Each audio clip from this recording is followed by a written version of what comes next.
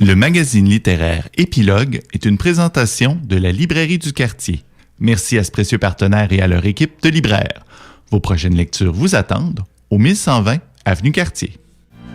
Voilà, alors cette pièce qui nous mène inexorablement vers la chronique de Geneviève Bossé. On a parlé au début, avant d'aller à la pièce, donc Un avenir radieux. Pierre Lemaître, c'est gros, c'est toujours l'événement lorsque ça sort. Et de ce qu'on a pu dire hors des ondes, mission accomplie, enfin on verra, mais c'était donc un grand plaisir que tu t'es plongé dans ce 3e tome. Oui, 3e tome de presque 600 pages lues en 3 jours. Ah oui. Alors Pierre Lemaître s'est vraiment fait connaître avec sa première trilogie, Les Enfants du désastre, entre autres Au revoir là-haut, en 2013, pour lequel il a gagné le Goncourt. Ça a été fait en film. Donc trilogie qui se déroule entre les deux guerres. Avec Un avenir radieux, c'est le 3e tome d'une tétralogie où là, on est vraiment dans les années glorieuses. Donc, c'est de cette façon-là qu'il nomme cet espace-temps, ce moment de l'histoire, en fait, où on retrouve la famille Pelletier, presque où on les a laissés dans le tome précédent, le silence et la colère. Donc, contrairement à sa première trilogie qui se déroulait principalement en France, là, dans les premiers tomes, on se promène au Liban, on se promène aussi en Indochine, et dans celui-ci, Un avenir radieux, on est vraiment Paris, banlieue de Paris, et à Prague. Alors, la famille Pelletier, c'est une famille unie, mais désunie en même temps. C'est une palette de personnages que j'adore. On aime les détester pour certains d'entre eux.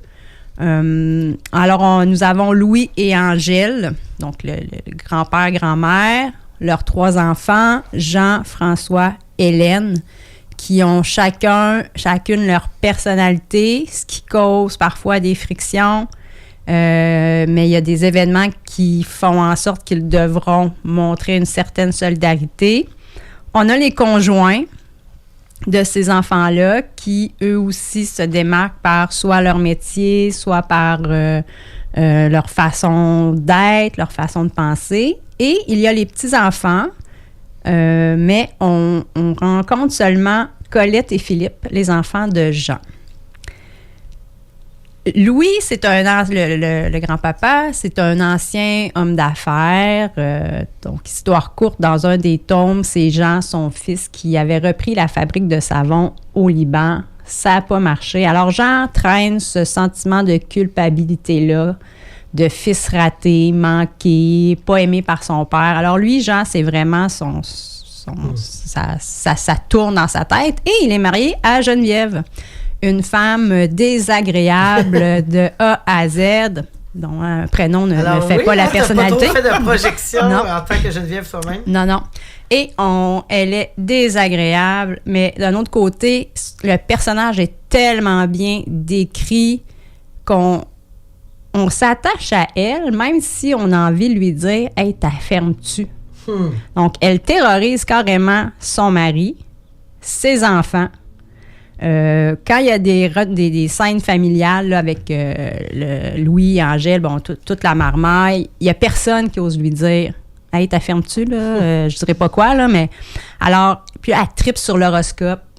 Donc, Uranus est en Lion, je peux pas prendre une décision aujourd'hui. Ça fait que ça ajoute un peu au personnage.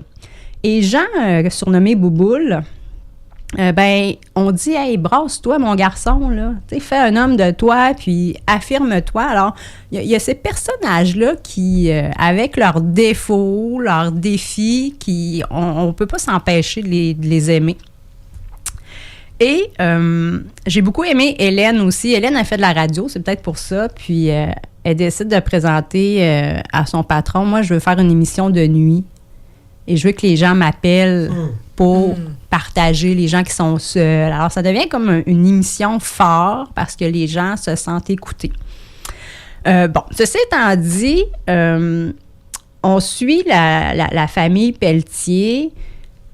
Les grands thèmes ne sont pas nécessairement identifiés, mais ils ressortent. Donc, la famille, il y a aussi le côté ambition, mais chez les femmes. Et ça m'a particulièrement plu parce que, bon, c'est sûr qu'on est à l'après-guerre, les femmes prennent de plus en plus de place, s'affirment, sortent des maisons. Et chacune à leur façon, Geneviève, l'épouse de Jean, Nîmes, l'épouse de Françoise et Hélène, ont chacune à leur façon un côté ambitieux. Geneviève, elle, on s'entend que elle n'est pas totalement saine d'esprit. Elle, son ambition, c'est de s'emparer de l'entreprise de son mari. C'est ça. C'est ça qu'elle veut faire. Elle surveille les cordons de la bourse. Elle fait tout pour rabaisser son mari. Alors, son ambition, elle est malsaine parce que tout ce qu'elle veut, c'est récolter le travail de son mari. Nîmes, elle souffre de surdité.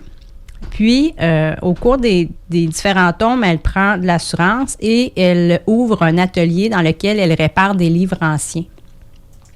Donc, elle s'éloigne aussi du foyer pour avoir une vie professionnelle. Et Hélène, qui fait de la radio, donc elle aussi, à sa façon, donc travaillait plus dans le domaine journalistique. Puis, il se passe un événement X que je vais taire et elle se tourne vers la radio.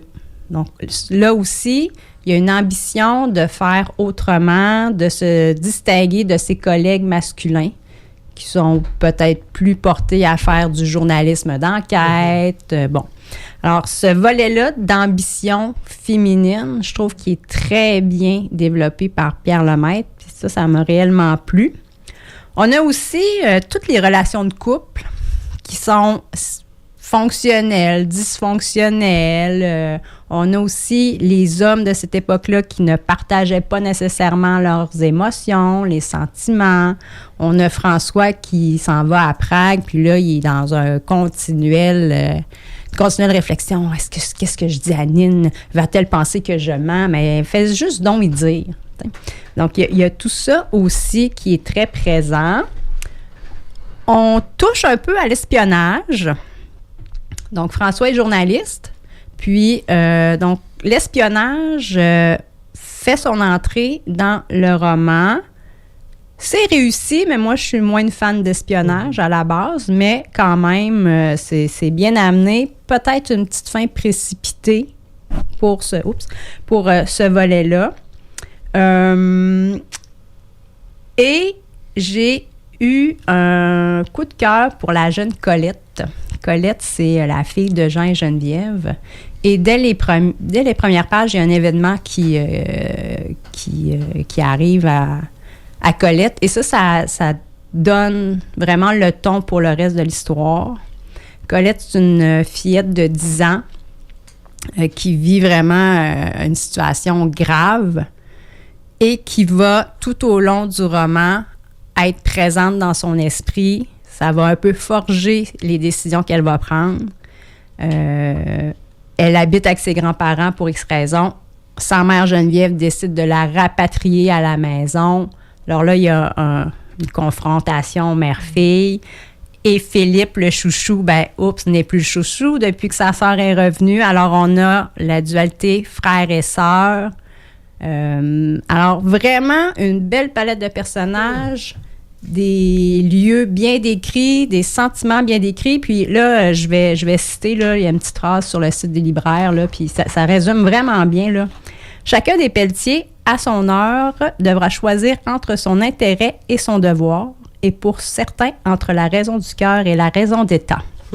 Alors, ça résume parfaitement Un avenir radieux de Pierre Lemaitre chez Calment Lévy. Est-ce que d'habitude, Geneviève, pour le 4e tome, l'attente est longue ou...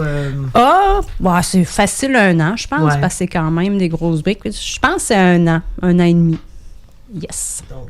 J'avais une question parce que la façon dont tu l'expliques, il y a beaucoup de similitudes avec la grande fresque historique et familiale Les Buddenbrook de Thomas Mann, dans laquelle on voyait davantage la déchéance d'une famille, que ce soit déchéance morale, économique ou humaine. Est-ce qu'on est vraiment à ce niveau-là ou si c'est purement et simplement la transformation d'une famille pour suivre les époques? C'est une transformation, mais les personnages ont leur lot de défis. Puis Jean, qui se sent comme un fils raté, mais il essaie quand même de se sortir de ça. OK, il coule pas. Il se coule laisse pas. couler. Non, OK. Même chose pour le personnage de Nîmes avec sa surdité. Ils ont des passages à vide. Mais on est vraiment dans la transformation. Puis ça suit, je trouve, l'évolution de l'histoire où là, il y a des changements sociologiques, des changements de société. Fait que c'est vraiment en parallèle. Et on n'est pas justement dans l'écroulement Non. total. OK. Alors, merci Geneviève Bossé, plus sympathique possiblement que la Geneviève du livre Un avenir radieux de Pierre Lemaître chez Calmant Lévy. Merci. On poursuit avec 2 ouvrages, 2 plaquettes brûlot féministes. Mm-hmm.